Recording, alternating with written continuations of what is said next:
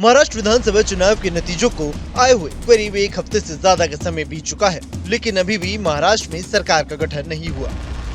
महाराष्ट्र की जनता को सरकार गठन और नए मुख्यमंत्री का इंतजार है, लेकिन अभी तक न तो सरकार का गठन हुआ है और न ही मुख्यमंत्री के नाम का ऐलान हुआ। वैसे तो महायुति में सरकार बनने से पहले ही मुख्यमंत्री के नाम के कई शख्स हैं जो इस रेस में हैं, लेकिन फाइनल अभी किसी का नाम नहीं हुआ। हालांकि लगभग बीजेपी का मुख्यमंत्री बनना तय माना जा रहा है, लेकिन महायुति के अंदर मौजूद दो बड़ी पार्टियों के बीच मनमुटाव भी अब देखने को मिल रहा है। जी हां, सरकार गठन से पहले ही महायुति के सहयोगी दलों के बीच में तकरार की शुरुआत हो चुकी है। एकनाथ शिंदे वाली शिवसेना के कुछ नेता अजीत पवार की एनसीपी पर तो एनसीपी के नेता शिवसेना को लेकर अपने मन की बातें सामने रख रहे हैं। शिवसेना विधायक गुलाबराव पाटिल ने कहा कि अगर अजीत पवार की एनसीपी महायुति का हिस्सा नहीं होती तो एकनाथ शिंदे की शिवसेना करीब 90 से 100 सीटें जीतने में सफल होती। तो वहीं अजीत पवार पिछले साल जुलाई में शिंदे सरकार में शामिल हुए थे और उन्हें उप मुख्यमंत्री बनाया गया था। वर्तमान सरकार में मंत्री पाटिल ने कहा, हमने सिर्फ 85 सीटों पर चुनाव लड़ा था। अजीत दादा के बिना हम 90 से 100 सीटें जीत सकते थे। शिंदे ने कभी नहीं पूछा कि अजीत पवार वाली एनसीपी को उनकी सरकार में क्यों शामिल किया गया। उन्होंने शिंदे को भी तारीफ करते हुए कहा कि शिंदे एक बड़े दिल वाले शख्स हैं जो नाराज होने के बजाय मुकाबला करने पर यकीन रखते हैं। ऐसे में अजीत पवार के एनसीपी के नेता भी अब अपने सुर बदलते दिखाई दे रहे हैं। पलटवार करते हुए एनसीपी के प्रवक्ता अमोल मिटकरी ने कहा कि पाटिल के मंत्री पद को खतरे में बताया दिया।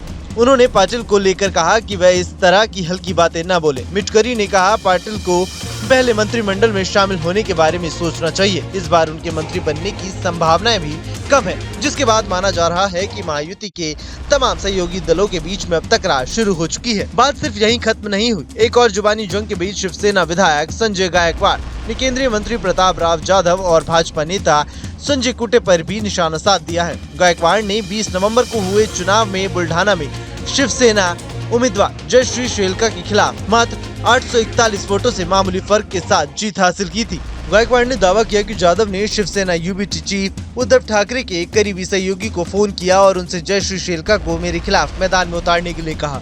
इतना ही नहीं, प्रताप राव जाधव बुल्ढाना से सांसद हैं और केंद्र की नरेंद्र मोदी सरकार में आयुष के साथ साथ स्वास्थ्य एवं परिवार कल्याण राज्य मंत्री हैं। इसके अलावा कुटे ने जलगांव विधानसभा सीट से चुनाव जीता है। हालांकि अब ये सामने आ रहा है कि महायुति के तमाम जो सहयोगी दल है वो एक दूसरे पर हमलावर है।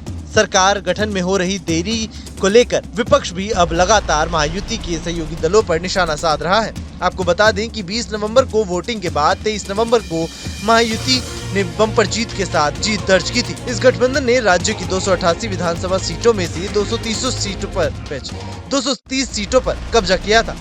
इसमें बीजेपी के खाते में सबसे ज्यादा सीट यानी 132 सीटें आई थी, जबकि शिवसेना और एनसीपी काफी पीछे रही थी। लेकिन उसके बावजूद भी अब तक सरकार का गठन नहीं हुआ है। अब देखना होगा कि 5 दिसंबर को सरकार गठन में किसका नाम सामने आता है। Bureau report, news nation.